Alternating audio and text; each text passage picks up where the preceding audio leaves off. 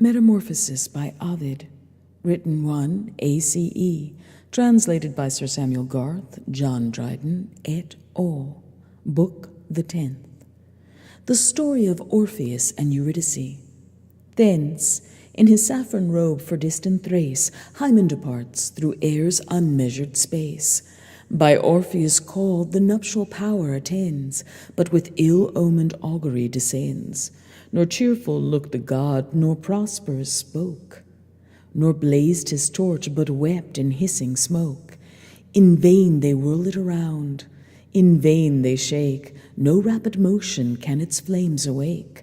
With dread these inauspicious signs were viewed, and soon a more disastrous end ensued.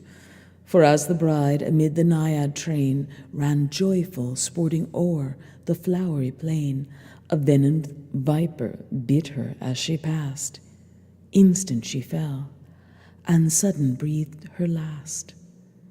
When long his loss the Thracian had deplored, not by superior powers to be restored, inflamed by love and urged by deep despair, he leaves the realms of light and upper air, daring to tread the dark Taenarian road, and tempt the shades in their obscure abode, through gliding spectres of the interred to go, and phantom people of the world below. Persephone he seeks, and him who reigns o'er ghosts and hell's uncomfortable plains. Arrived, he, tuning to his voice his strings, thus to the king and queen of shadows sings. Ye powers who under earth your realms extend, to whom all mortals must one day descend, if here 'tis granted sacred truth to tell, I come not curious to explore your hell, nor come to boast, by vain ambition fired, how Cerberus at my approach retired. My wife alone I seek, for her love's sake these terrors I support, this journey take. She, luckless wandering, or by fate misled, chanced on the lurking viper's crest to tread. The vengeful beast, inflamed with fury, starts, and through her heel his deathful venom darts. Thus she was snatched untimely to her tomb, her growing years cut short, and springing bloom. Long I my loss endeavoured to sustain, and strongly strove, but strove alas in vain. At length I yielded, won by mighty love. Well known is that omnipotence above, but here I doubt his unfelt influence fails, and yet a hope within my heart prevails, that here, even here, he has been known of old, at least, if truth be by tradition told, if fame of former rapes belief may find. You both by love and love alone were joined, now by the horrors which these realms surround, by the vast chaos of these depths profound, by the sad silence which eternal reigns o'er all the waste of these wide-stretching plains. Let me again, Eurydice, receive. Let fate her quick-spun thread of life reweave. All our possessions are but loans from you, and soon or late you must be paid your due. Hither we haste to humankind's last seat, your endless empire, our sure retreat. She too, in ripened years, she shall attain, must of a voidless right be yours again, but I, the transient use of that require, which soon, too soon, I must resign entire. But if the destinies refuse my vow, and no remission of her doom allow, no, I'm determined to return no more, so both retain or both to life restore. Thus, while the bard melodiously complains, and to his lyre accords his vocal strains, the very bloodless shades attention keep, and silent seem compassionate to weep. Even Tantalus his flood unthirsty views, nor flies the stream, nor he the stream pursues. Ixion's wondering wheel its whirl suspends, and the voracious vulture charmed attends. No more the Belides their toil bemoan, and Sisyphus reclined sits, listening on his stone. Then first, 'tis said, by sacred verse subdued, the Furies felt their cheeks with tears bedewed, nor could the rigid king or queen of hell the impulse of pity in their hearts repel.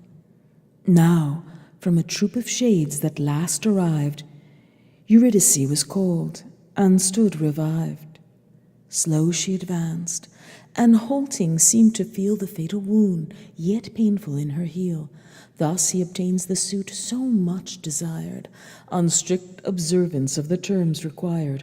For if, before he reached the realms of air, he backward cast his eyes to view the fair, the forfeit grant that instant void is made, and she forever left a lifeless shade. Now through the noiseless throng their way they bend, and both with pain the rugged road ascend. Dark was the path, and difficult and steep, and thick with vapors from the smoky deep.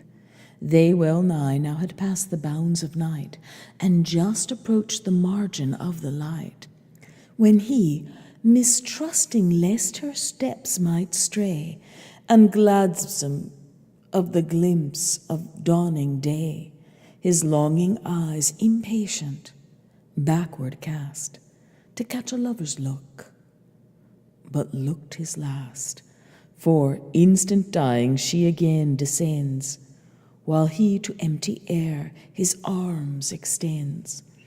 Again she died, nor yet her lord reproved. What could she say but that too well he loved? One last farewell she spoke, which scarce he heard, so soon she dropped, so sudden disappeared. All stunned he stood, when thus his wife he viewed, by second fate and double death subdued. Not more amazement by that wretch was shown, whom Cerberus beholding turned to stone. Nor Olenus could more astonished look, when on himself Lethia's fault he took. His beauteous wife, who too secure had dared her face to vie with goddesses compared, once joined by love, they stand united still, turned to contiguous rocks on Ida's hill. Now to repass the Styx in vain he tries, Charon averse his pressing suit denies. 7 days entire along the infernal shores, disconsolate, the bard Eurydice deplores. Defiled with filth his robe, with tears his cheeks, no sustenance but grief and cares he seeks. Of rigid fate incessant he complains, and hell's inexorable gods arraigns. This ended, to high Rhodope he hastes, and Haemus's mountain, bleak with northern blasts. And now his yearly race the circling sun had thrice complete through watery Pisces run, since Orpheus fled the face of womankind, and all soft union with the sex declined. Whether his ill success this change had bred, or binding vows made to his former bed, whatever the cause, in vain the nymphs contest with rival eyes to warm his frozen breast, for every nymph with love his lays inspired. But every nymph repulsed with grief retired. A hill there was, and on that hill a mead with verdure thick, but destitute of shade, where now the Muse's son no sooner sings, no sooner strikes his sweet resounding strings, but distant groves the flying sounds receive, and listening trees their rooted stations leave. Themselves transplanting, all around they grow, and various shades their various kinds bestow. Here tall Chaonian oaks their branches spread, while weeping poplars there erect their head. The foodful Aesculus here shoots his leaves, that turf soft lime tree this fat beech receives. Here brittle hazels, laurels here advance, and there tough ash to form the hero's lance. Here silver firs with knotless trees ascend, there scarlet oaks beneath their acorns bend. That spot admits the hospitable plain, on this the maple grows with clouded grain. Here watery willows are with lotus seen, there tamarisk and box forever green. With double hue here myrtles grace the ground, and laurustines with purple berries crowned. With pliant feet now ivies this way wind, vines yonder rise, and elms with vines entwined. Wild ornis now the pitch tree next takes root, and arbutus adorned with blushing fruit. Then easy bending palms the victor's prize, and pines erect with bristly tops arise.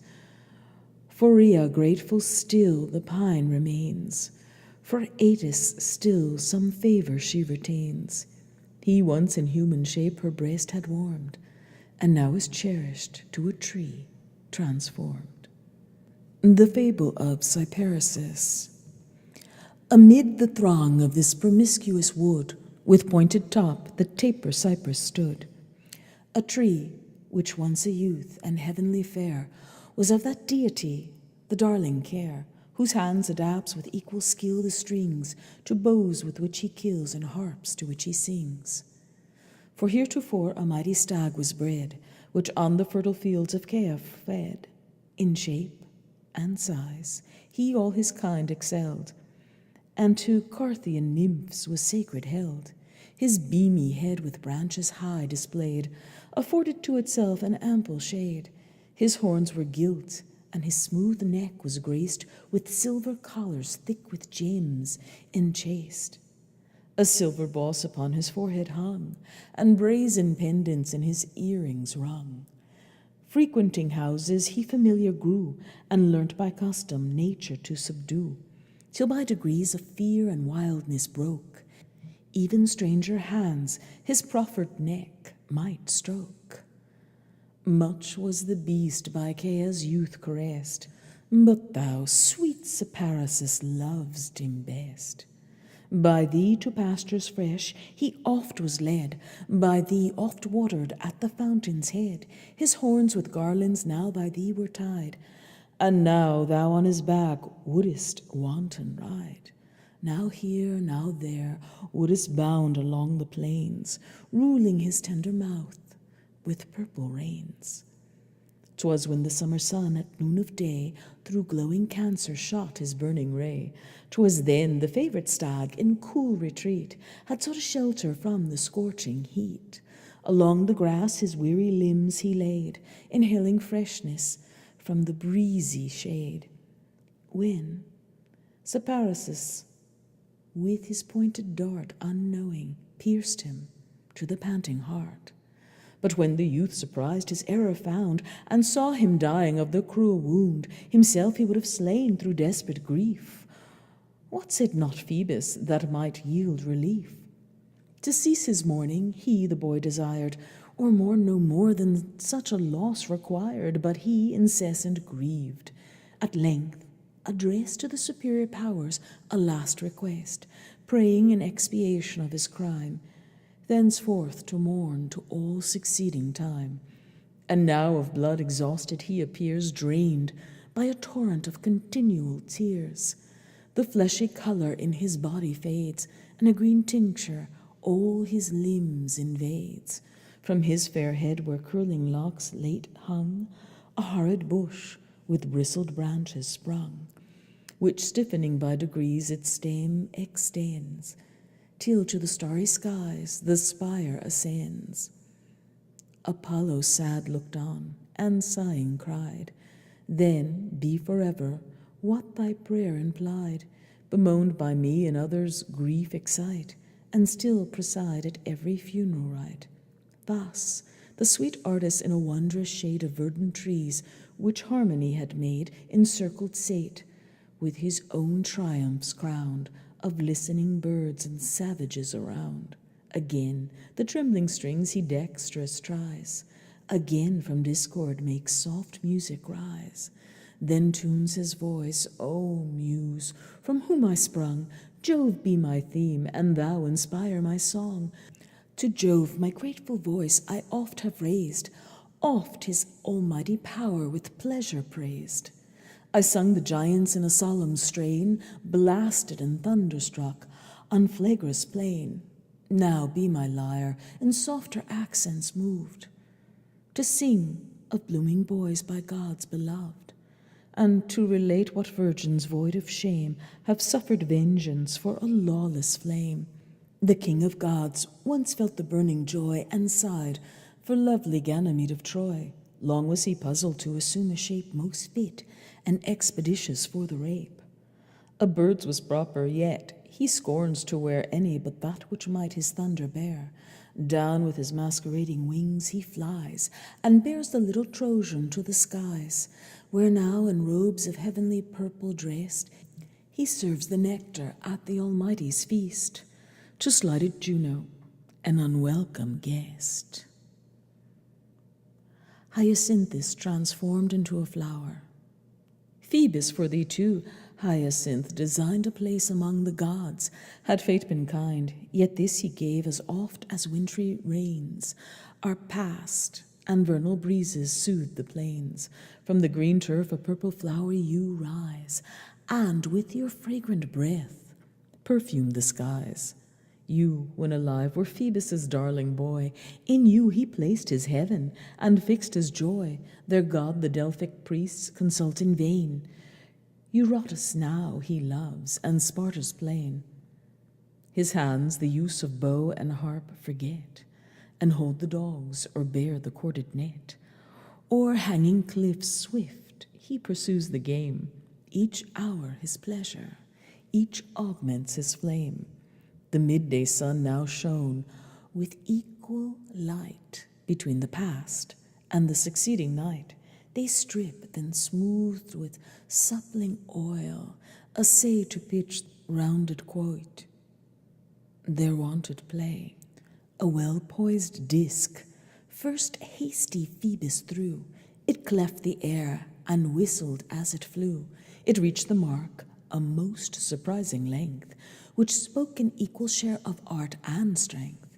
Scarce was it in fallen, when with too eager hand young Hyacinth ran to snatch it from the sand. But the cursed orb, which met a stony soil, flew in his face with violent recoil. Both faint, both pale, and breathless now appear, the boy with pain, the amorous god with fear. He ran, and raised him bleeding from the ground, chafes his cold limbs, and wipes the fatal wound. Then herbs of noblest juice in vain applies. The wound is mortal, and his skill defies. As in a watered garden's blooming walk, when some rude hand has bruised its tender stalk, a fading lily droops its languid head, and bends to earth its life and beauty fled. So Hyacinth with head reclined decays, and sickening now no more his charms displays. "O thou art gone, my boy," Apollo cried, "defrauded of thy youth in all its pride. Thou once my joy art all my sorrow now. Unto my guilty hand my grief I owe. Yet from myself I might the fault remove, unless to sport and play a fault should prove. Unless it too were called a fault to love. Oh, could I for thee, oh, but with thee die. But cruel fates to me that power deny, yet on my tongue thou shalt forever dwell. Thy name my lyre shall sound, my verse shall tell, unto a flower transformed, unheard of yet, stamped on thy leaves my cries, thou shalt repeat. The time shall come, prophetic I foreknow, when joined to thee a mighty chief shall grow, and with my plaints his name thy leaf shall show. While Phoebus, thus the laws of fate revealed, behold the blood which stained the verdant field, is blood no longer, but a flower full blown, far brighter than the Tyrian scarlet shone. A lily's form it took, its purple hue was all that made a difference to the view. Nor stopped he here, the god upon its leaves the sad expression of his sorrow weaves, and to this hour the mournful purple wears. I, inscribed in funeral characters. Nor are the Spartans who are so much are famed, for virtue of their Hyacinth ashamed, but still, with pompous woe and solemn state, the Hyacinthian feasts they yearly celebrate. The transformations of Cerastae and Propoetides. Inquire of Amathus, whose wealthy ground with veins of every metal does abound, if she to her Propoetides would show the honor Sparta does to him allow. Nor more she'd say, such wretches would we grace, than those whose crooked horns deformed their face from thence. Cerastae called an impious race, before whose gates a reverent altar stood, to Jove inscribed the hospitable god. This had some stranger seen with gore besmeared, the blood of lambs and bulls it had appeared. Their slaughtered guest it was, nor flock nor herd. Venus these barbarous sacrifices viewed with just abhorrence, and with wrath pursued. At first, to punish such nefarious crimes, their towns she meant to leave her once loved climes. But why, said she, for their offense should I my dear delightful plains and cities fly? No, let the impious people who have sinned a punishment in death or exile find. If death or exile too severe be thought, let them in some vile shape bemoan their fault. While next her mind a proper form employs, admonished by their horns, she fixed her choice. Their former crest remains upon their heads, and their strong limbs an ox's shape invades. The blasphemous Propoetides denied worship of Venus, and her power defied. But soon that power they felt, the first that sold their lewd embraces to the world for gold, unknowing how to blush and shameless groan. A small transition changes them to stone. The story of Pygmalion and the statue.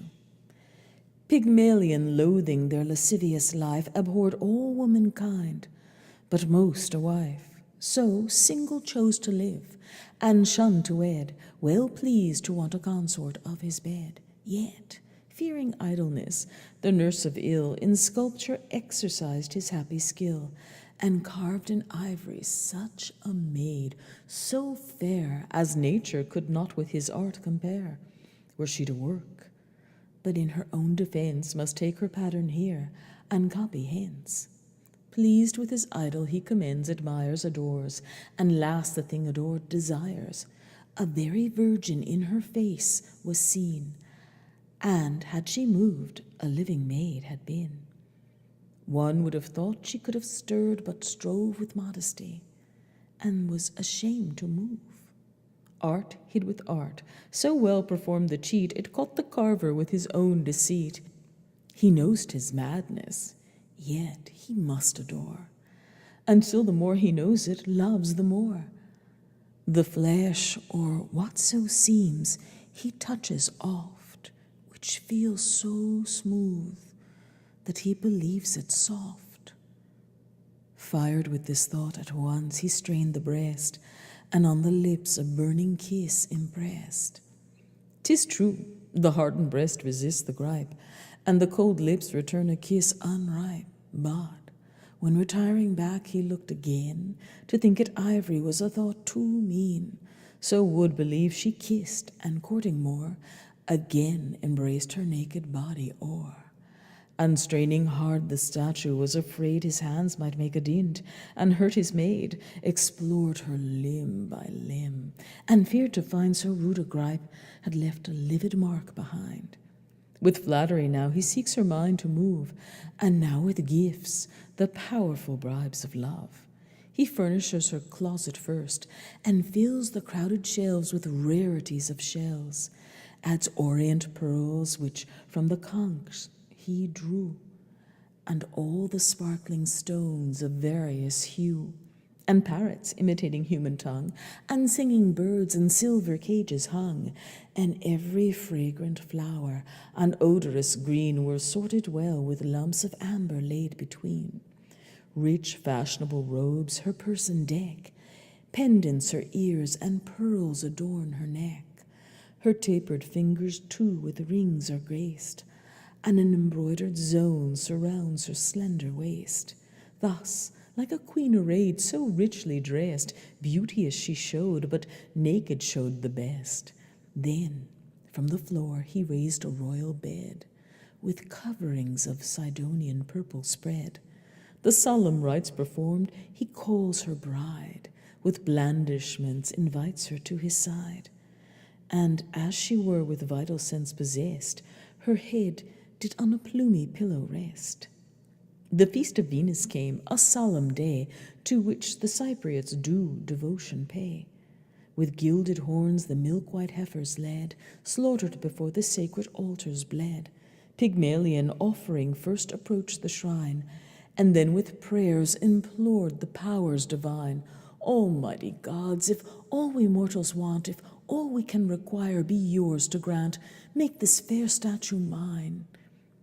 He would have said, but changed his words for shame, and only prayed, give me the likeness of my ivory maid.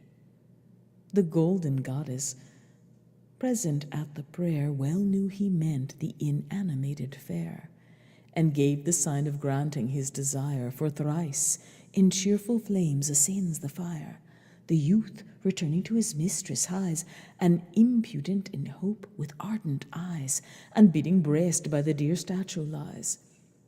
He kisses her white lips, renews the bliss, and looks, and thinks they redden at the kiss. He thought them warm before, no longer strays, but next his hand on her hard bosom lays.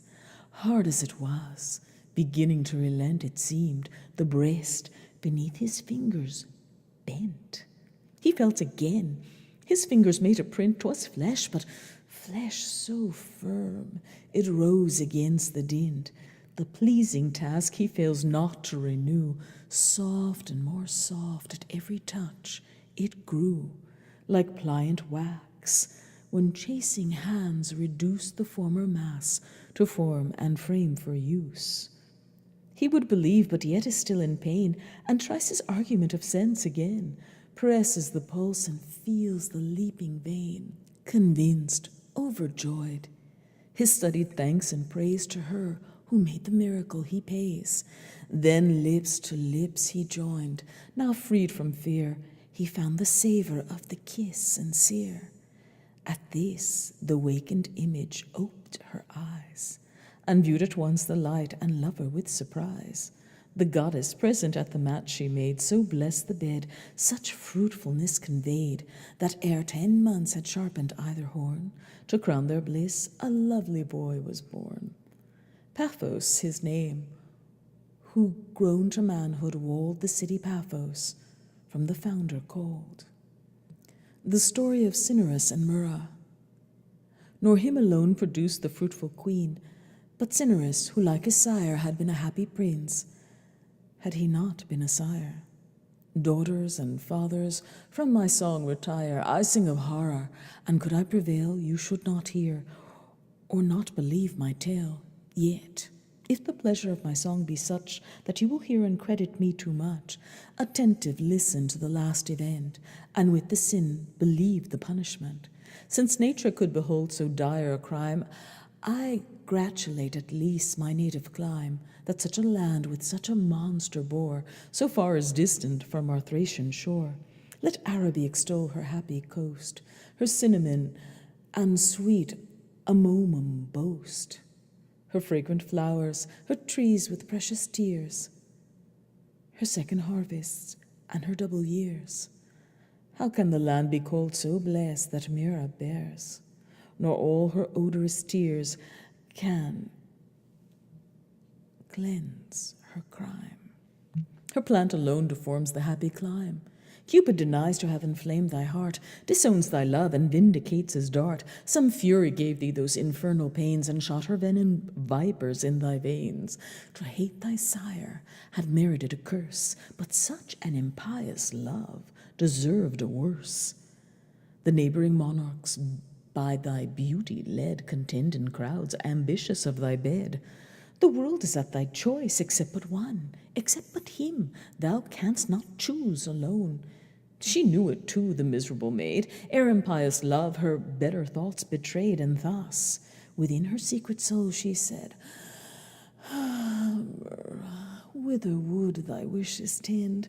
Ye gods, ye sacred laws, my soul defend from such a crime as all mankind detest, and never lodged before in human breast. But is it sin, or makes my mind alone thy imagined sin? For nature makes it none. What tyrant then these envious laws began, made not for any other beast but man? The father bull his daughter may bestride, the horse may make his mother mare a bride. What piety forbids the lusty man or more salacious goat to rut their dam? The hen is free to wed the chick she bore, and make a husband whom she hatched before. All creatures else are of a happier kind, whom nor ill-natured laws from pleasure bind, nor thoughts of sin disturb their peace of mind. But man, a slave of his own making lives, the fool denies himself what nature gives. Too busy senates with an overcare, to make us better than our kind can bear, have dashed a spice of envy in the laws, and straining up too high, have spoiled the cause. Yet some wise nations break their cruel chains, and own no laws but those which love ordains, where happy daughters and their sires are joined, and piety is doubly paid in kind. Oh, that I had been born in such a clime, not here, where 'tis the country makes the crime. But whither would my impious fancy stray?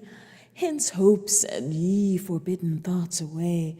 His worth deserves to kindle my desires, but with the love that daughter bears to sires. Then had not Cinyras my father been, what hindered Myrrha's hopes to be his queen? But the perverseness of my fate is such that he's not mine, because he's mine too much. Our kindred blood debars a better tie. He might be nearer, were he not so nigh. Eyes and their objects never must unite. Some distance is required to help the sight. Fain would I travel to some foreign shore, never to see my native country more. So might I to myself restore. So might my mind these impious thoughts remove, and ceasing to behold might cease to love. But stay I must, to feed my famished sight, to talk, to kiss, and more, if more I might. More, impious maid? What more canst thou design to make a monstrous mixture in thy line, and break all statues, human and divine? Canst thou be called, to save thy wretched life, thy mother's rival and thy father's wife? Confound so many sacred names in one, thy brother's mother, sister to thy son, and fear'st thou not to see thy infernal bands, their heads with snakes, with torches arm their hands, full at thy face the avenging brands to bear, and shake the serpents from their hissing hair? But thou in time the increasing ill control, nor first debauch the body by the soul. Secure the sacred quiet of thy mind, and keep the sanctions nature has designed. Suppose I should attempt, the attempt were vain. No thoughts like mine, his sinless soul profane, observant of the right. And oh, that he could cure my madness, or be mad like me. Thus she, but Cinyras, who daily sees a crowd of noble suitors at his knees, among so many knew not whom to choose, irresolute to grant or to refuse. But having told their names and inquired of her, who pleased her best and whom she would prefer, the blushing maid stood silent with surprise, and on her father fixed her ardent eyes, and looking sighed, and as she sighed, began round tears to shed, that scalded as they ran. The tender sire, who saw her blush and cry, ascribed it all to maidenly modesty, and dried the falling drops, and yet more kind he stroked her cheeks, and holy kisses joined. She felt a secret venom fire her blood, and found more pleasure than a daughter should, and asked again what lover of the crew she'd like the best. She answered, "One like you." Mistaking what she meant, her pious will he praised, and bid her so continue still. The word of pious heard, she blushed with shame of secret guilt, and could not bear the name. 'Twas now the mid of night, when slumbers close our eyes, and soothe our cares with soft repose. But no repose could wretched Myrrha find, her body roiling as she roiled her mind. Mad with desire, she ruminates her sin, and wishes all her wishes o'er again. Now she despairs, and now resolves to try, would not and would again. She knows not why, stops and returns, makes and retracts the vow, fain would begin, but understands not how, as when a pine is hewed upon the plains, and the last mortal stroke alone remains. Labouring in pangs of death and threatening all, this way and that she nods, considering where to fall. So Myrrha's mind, impelled on either side, takes every bent, but cannot long abide, irresolute on which she should rely. At last, unfixed in all, is only fixed to die. On that sad thought she rests. Resolved on death, she rises and prepares to cloak her breath. Then, while about the beam her zone she ties, "Dear Cinyras, farewell," she softly cries. "For thee I die, and only wish to be not hated. When thou knowest die I for thee. Pardon the crime in pity to the cause." This said, about her neck the noose she draws.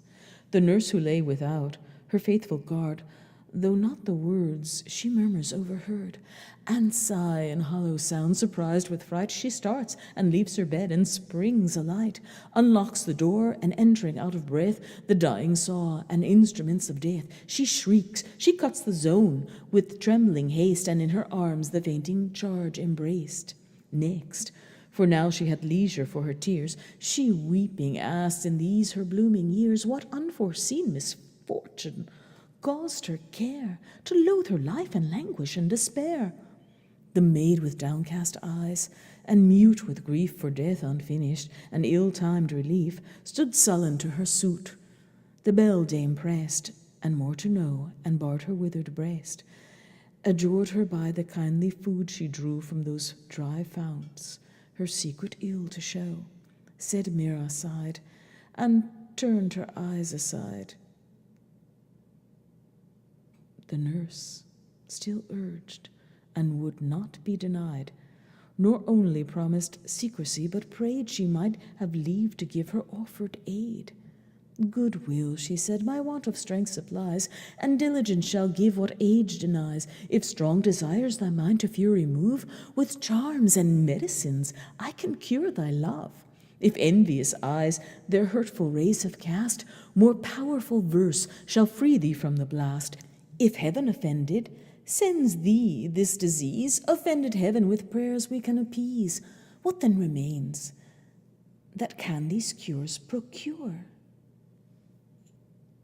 Thy house is flourishing, thy fortune sure. Thy careful mother yet in health survives, and to thy comfort thy kind father lives." The virgin started at her father's name, and sighed profoundly, conscious of the shame. Nor yet the nurse her impious love divined, but yet surmised that love disturbed her mind. Thus, thinking, she pursued her point, and laid and lulled within her lap the mourning maid. Then soft soothed her thus: "I guess your grief. You love my child. Your love shall find relief. My long experienced age shall be your guide. Rely on that, and lay distrust aside. No breath of air shall on the secret blow, nor shall what you most fear your father know." Struck once again as with a thunderclap, the guilty virgin bounded from her lap, and threw her body prostrate on the bed, and to conceal her blushes hid her head. There silent lay, and warned her with her hand to go.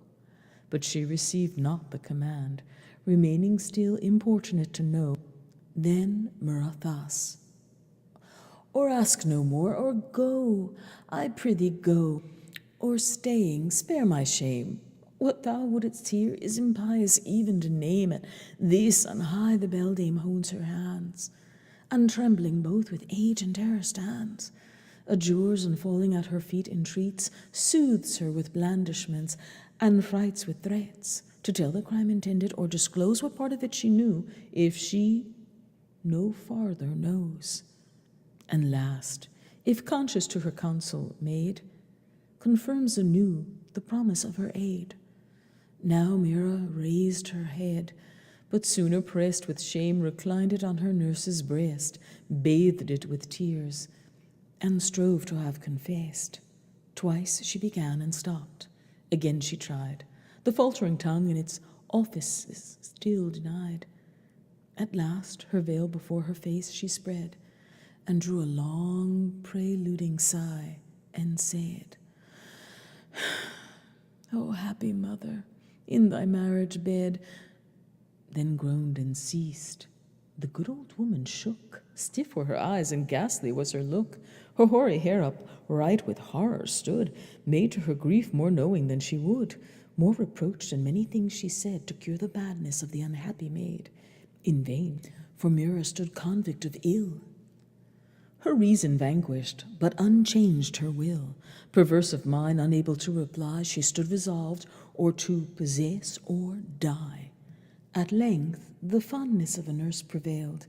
Against her better sense and virtue failed. Enjoy, my child, since such is thy desire. Thy love, she said, she durst not say, thy sire. Live, though unhappy, live on any terms. Then, with a second oath, her faith confirms. The solemn feast of Ceres was now near, when long white linen stoles the matrons wear. Ranked in procession walk the pious train, offering first fruits and spikes of yellow grain. For 9 long nights the nuptial bed they shun, and sanctifying harvest lie alone. Mixed with the crowd, the queen forsook her lord, and Ceres' power with secret rites adored.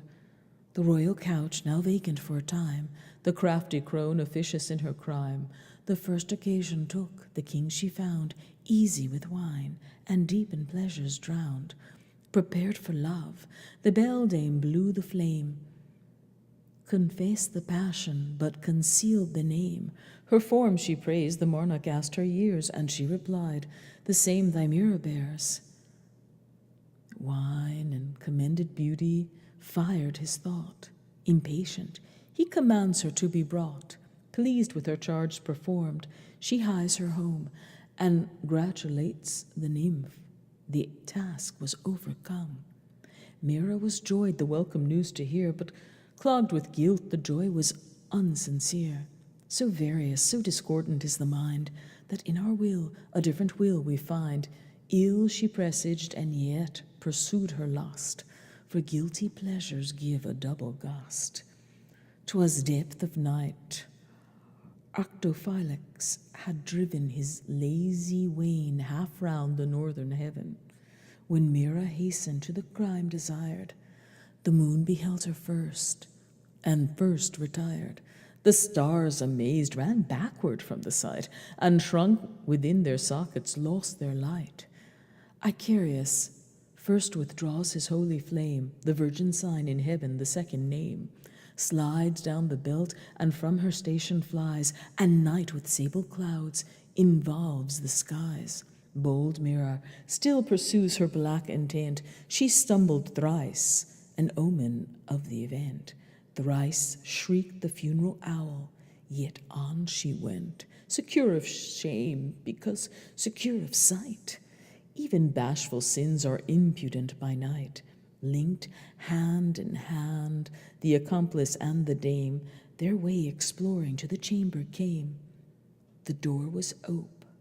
They blindly groped their way, where dark in bed the expecting monarch lay. Thus far her courage held, but here forsakes.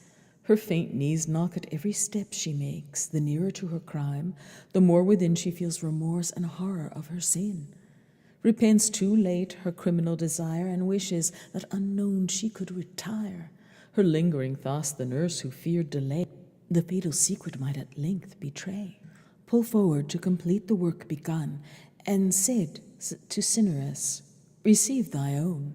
Thus saying, she delivered kind to kind, accursed, and their devoted bodies joined. The sire, unknowing of the crime, admits his bowels, and profanes the hallowed sheets. He found she trembled, but believed she strove with maiden modesty against her love, and sought with flattering words vain fancies to remove. Perhaps he said, my daughter, cease thy fears, because the title suited with her years. And father, she might whisper him again, that names might not be wanting to the sin. Full of her sire, she left the incestuous bed, and carried in her womb the crime she bred. Another and another night she came, for frequent sin had left no sense of shame, till Cinyras desired to see her face, whose body he had held in close embrace, and brought a taper, the revealer light exposed both crime and criminal to sight. Grief, rage, amazement could no speech afford, but from the sheath he drew the avenging sword. The guilty fled. The benefit of night, that favoured first the sin, secured the flight. Long wandering through the spacious fields, she bent her voyage to the Arabian continent, then past the region which Panatia joined, and flying left the palmy plains behind. 9 times the moon mewed her horns. At length, with travel weary, unsupplied with strength, and with the burden of her womb oppressed, Sabian fields afford her needful rest. There, loathing life, and yet of death afraid, in anguish of her spirit thus she prayed. Ye powers, if any so propitious are to accept my penitence and hear my prayer, your judgments, I confessed, are justly sent. Great sins deserve as great a punishment. Yet, since my life the living will profane, and since my death the happy dead will stain, a middle state your mercy may bestow betwixt the realms above and those below. Some other form to wretched Myrrha give, nor let her wholly die, nor wholly live. The prayers of penitence are never vain. At least she did her last request obtain. For while she spoke, the ground began to rise, and gathered round her feet, her legs and thighs. Her toes in roots descend, and spreading wide, a firm foundation for her trunk provide. Her solid bones convert to solid wood, to pith her marrow and to sap her blood. Her arms are bows, her fingers change her kind, her tender skin is hardened into rind. And now the rising tree her womb invests, now shooting upward still invades her breasts, and shades the neck, when weary with delay, she sunk her head within, and met it half the way. And though without shape she lost her sense, with bitter tears she wept her last offence, and still she weeps, nor sheds her tears in vain. For still the precious drops her name retain. Meantime the misbegotten infant grows, and ripe for birth disdains with deathly throes the swelling rind with unavailing strife to leave the wooden womb, and pushes into life. The mother tree, if oppressed with pain, writhes here and there to break the bark in vain, and like a labouring woman would have prayed, but wants a voice to call Lucina's aid. The bending bowl sends out a hollow sound, and trickling tears fall thicker on the ground. The mild Lucina came uncalled, and stood beside the struggling boughs, and heard the groaning wood. Then reached her midwife hand to speed the throes, and spoke the powerful spells that babes to birth disclose. The bark divides, the living load to free, and safe delivers the convulsive tree. The nymph ready receives the crying child, and wash him in the tears the parent plant distilled. They swathed him with their scarves. Beneath him spread the ground with herbs, with roses raised his head. The lovely babe was born with every grace. Even envy must have praised so fair a face. Such was his form as painters, when they show their utmost art, on naked loves bestow. And that their arms no difference might betray, give him a bow, or his from Cupid take away. Time glides along with undiscovered haste, the future but a length behind the past. The swifts are years, the babe, whom just before his grandsire got, and whom his sister bore, the drop, the thing which late the tree enclosed, and late the yawning bark to life exposed.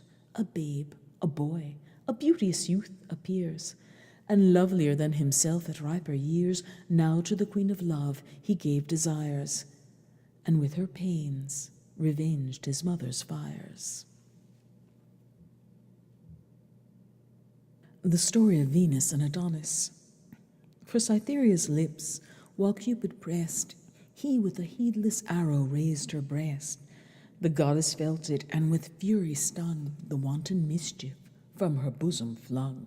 Yet thought at first the danger slight, but found the dart too faithful, and too deep the wound.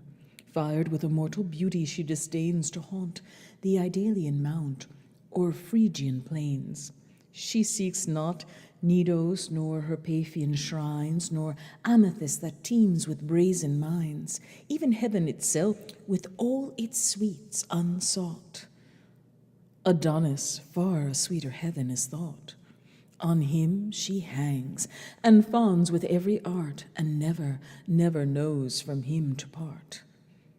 She whose soft limbs had only been displayed on rosy beds beneath the myrtle shade, whose pleasing care was to improve each grace and add more charms to an unrivaled face, now buskined, like the virgin huntress, goes through woods and pathless wilds, and mountain snows with her own tuneful voice she joys to cheer the panting hounds that chase the flying deer. She runs the labyrinth of fearful hares, but fearless beasts and dangerous prey forbears.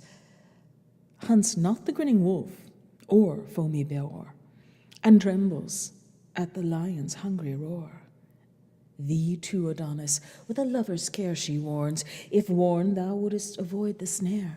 To furious animals advance not nigh, fly those that follow, follow those that fly. 'Tis chance alone must the survivors save, whenever brave spirits will attempt the brave.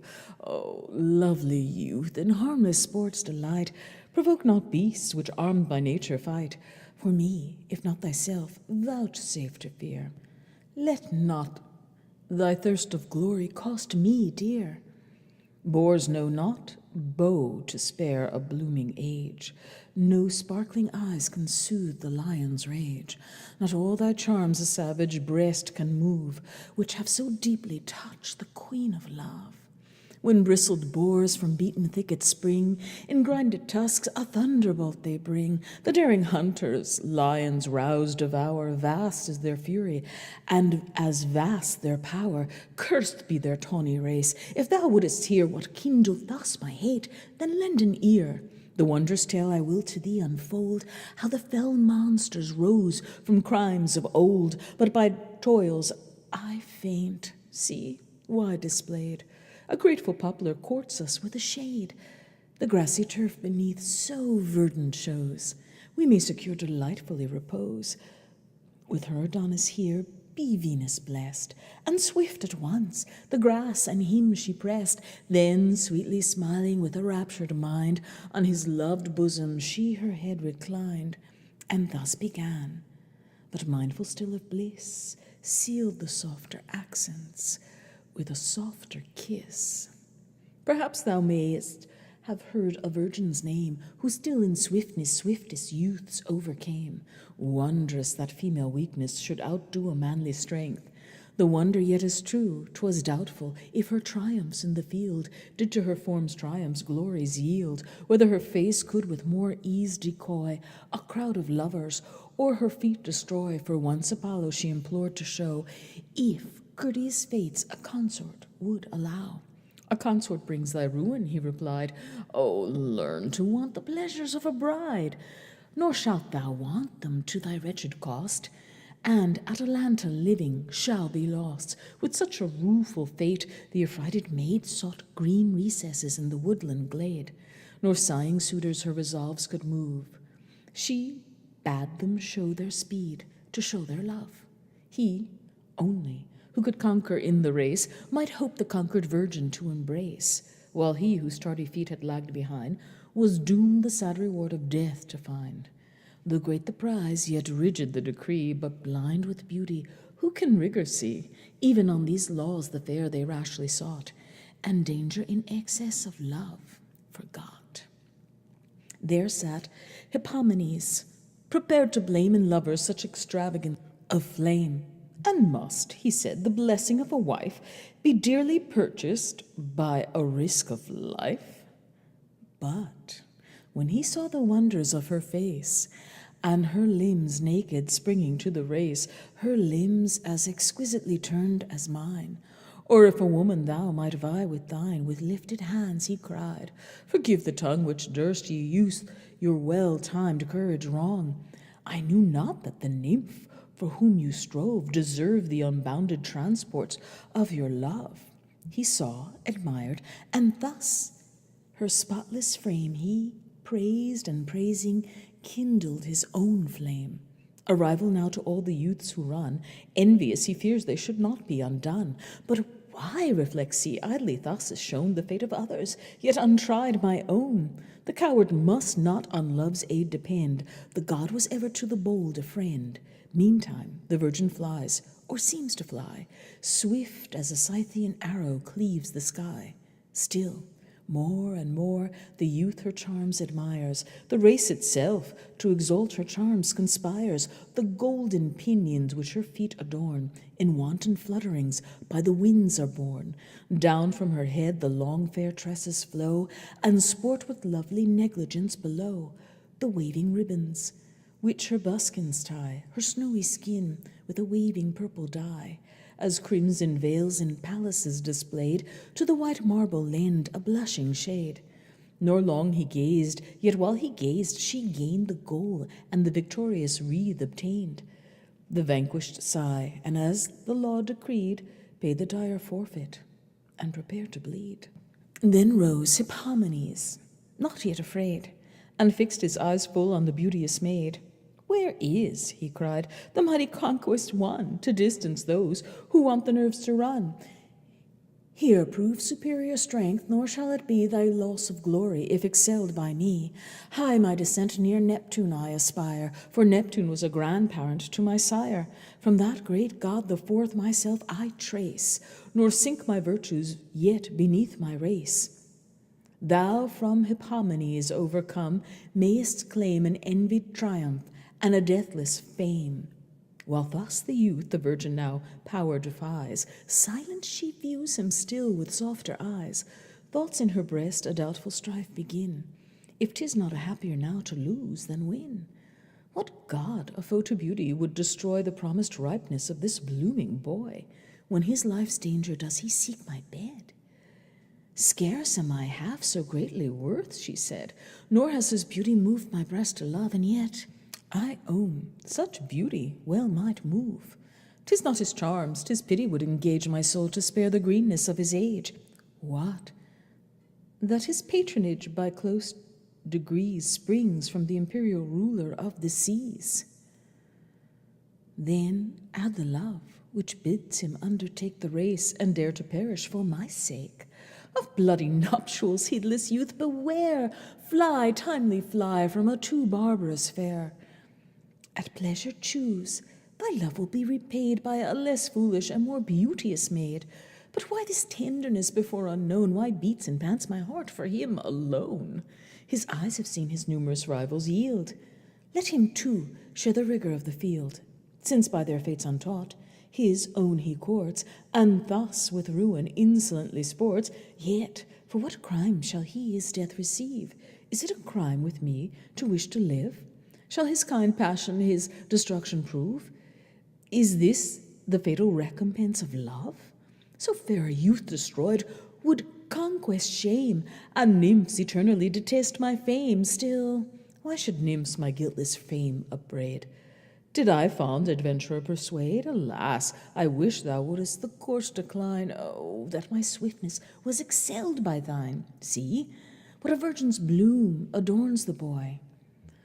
Why wilt thou run, and why thyself destroy? Hippomenes, oh, that I ne'er had been by those bright eyes unfortunately seen. Tempt not thus a swift, untimely fate. Thy life is worthy of the longest date. Were I less wretched, did the galling chain of rigid gods not my free choice restrain, by thee alone I could with joy be led to taste the raptures of a nuptial bed. Thus she disclosed the woman's secret heart, young, innocent, and new to Cupid's dart. Her thoughts, her words, her actions wildly rove. With love she burns, yet knows not that 'tis love. Her royal sire now with the murmuring crowd demands the race impatiently aloud. Hippomenes then with true fervor prayed, "My bold attempt let Venus kindly aid. By her sweet power I felt this amorous fire. Still may she succor whom she did inspire." A soft, unenvious wind with speedy care wafted to heaven the lover's tender prayer. Pity, I own, soon gained the wished consent, and all the assistance he implored, I lent. The Cyprian lands, though rich in richness, yield to that surname the Tesmasian field. That field of old was added to my shrine, and its choice products consecrated mine. A tree there stands, full glorious to behold. Gold are the leaves, the crackling branches gold. It chanced 3 apples in my hand I bore, which newly from the tree I sportive tore. Seen by the youth alone, to him I brought the fruit, and when and how to use it taught. The signaling sound by the king's command, both start at once and sweep the imprinted sand. So swiftly moved their feet, they might with ease scarce moisten, skim along the glassy seas, or with a wondrous levity be borne o'er yellow harvests of unbending corn. Now favoring peals resound from every part, spirit the youth and fire his fainting heart. Hippomenes, they cried, thy life preserve, intensely labor and stretch every nerve. Base fear alone can baffle thy design. Shoot boldly onward, and the goal is thine. 'Tis doubtful whether shouts like these conveyed more pleasures to the youth or to the maid. When a long distance oft she could have gained, she checked her swiftness and her feet restrained. She sighed and dwelt and languished on his face, then with unwilling speed pursued the race. Overspent with heat his breath he faintly drew, parched was his mouth, nor yet the goal in view, and the first apple on the plain he threw. The nymph stopped suddenly at the unusual sight, struck with the fruit so beautifully bright. Aside she starts, the wonder to behold, and eager stoops to catch the rolling gold. The observant youth passed by and scoured along, while peals of joy rung from the applauding throng. Unkindly she corrects the short delay, and to redeem the time fleets swift away, swift as the lightning or the northern wind. And far she leaves the panting youth behind. Again he strives the flying nymph to hold, with the temptation of the second gold. The bright temptation fruitlessly was tossed. So soon, alas, she won the distance lost. But now a little interval of space remained for the decision of the race. Fair author of the precious gift, he said, be thou, O goddess, author of my aid. Then of the shining fruit the last he drew, and with his full collected vigor threw. The virgin, still the longer to detain, threw not directly, but across the plain. She seemed a while perplexed in dubious thought. In the far distant apple should be sought. I lured her backward mind to seize the bait, and to the massive gold she gave double weight. My favor to my votary was showed, her speed I lessened and increased her load. But lest, though long, the rapid race be run, before my longer tedious tale is done, the youth, the goal, and so the virgin won. Might I, Adonis, now not hope to see his grateful thanks poured out for victory, his pious incense on my altars laid? But he nor grateful thanks nor incense paid. Enraged, I vowed that with the youth the fair for his contempt should my keen vengeance share, that future lovers might my powers revere, and from their sad examples learn to fear the silent fanes, the sanctified abodes of Sibyl, great mother of the gods, raised by Echion in a lonely wood, and full of brown religious horror stood. By a long, painful journey faint they chose, their weary limbs here secret to repose. But soon my power inflamed the lustful boy. Careless of rest, he sought untimely joy. A hallowed gloomy cave with mossy overgrown, the temple joined of native pumice stone, where antique images by priest were kept, and wooden deities securely slept. Thither the rash Hippomenes retires, and gives a loose to all his wild desires, and the chaste cell pollutes with wanton fires. The sacred statues trembled with surprise. The tarry-wreathed goddess blushing veiled her eyes, and the lewd pair to Stygian sounds had sent, but unrevengeful seemed that punishment. A heavier doom such black profaneness draws, their taper figures turn to crooked paws. No more their necks the smoothness can retain, now covered sudden with a yellow mane. Arms change to legs, each finds the hardening breast of rage unknown, and wondrous strength possessed. Their altered looks with fury grim appear, and on the ground their brushing tails they hear. They haunt the woods. Their voices, which before were musically sweet, now hoarsely roar. Hence lions, dreadful to the labouring swains, are tamed by Sibyl, and curbed with reins, and humbly draw her car along the plains. But thou, Adonis, my delightful care, of these and beasts as fierce as these, beware. The savage which not shuns thee, timely shun, for by rash prowess shouldest thou be undone. A double ruin is contained in one. Thus cautious Venus schooled her favourite boy, but youthful heat all cautions will destroy. His sprightly soul beyond grave counsel flies, while with yoked swans the goddess cuts the skies. His faithful hounds, led by the tainted wind, lodged in thick coverts, chanced a boar to find. The callow youth showed a manly heart, and pierced the savage with a sidelong dart. The flying savage, wounded, turned again, wrenched out the gory dart, and foamed with pain. The trembling boy by flight his safety sought, and now recalled the lore which Venus taught. But now too late to fly the boar he strove, who in the groin his tusks impetuous drove. On the discoloured grass Adonis lay, the monster trampling o'er his beauteous prey.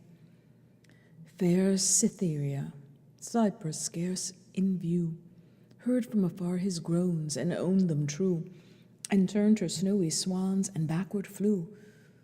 But as she saw him gasp his latest breath, and quivering agonize in pangs of death, down with swift flight she plunged, nor rage forbore. At once her garments and her hair she tore. With cruel blows she beat her guiltless breast. The fates upbraided and her love confessed. Nor shall they yet, she cried, the whole devour with uncontrolled, inexorable power. For thee, lost youth, my tears and restless pain shall in immortal monuments remain, with solemn pomp in annual rites return. Be thou forever my Adonis, mourned. Could Pluto's queen with jealous fury storm, and menthe to a fragrant herb transform? Yet dares not Venus with a change surprise, and in a flower bid her fallen hero rise? Then on the blood's sweet nectar she bestows the scented blood. In little bubbles rose, little as rainy drops, which fluttering fly, borne by the winds, along a lowering sky. Short time ensued, till where the blood was shed, a flower began to rear its purple head, such as on Punic apples is revealed, or in the filmy rind but half concealed. Still, here the fate of lovely forms we see, so sudden fades the sweet anemone. The feeble stems to stormy blasts a prey, their sickly beauties droop and pine away. The winds forbid the flowers to flourish long, which owe to winds their names in Grecian song.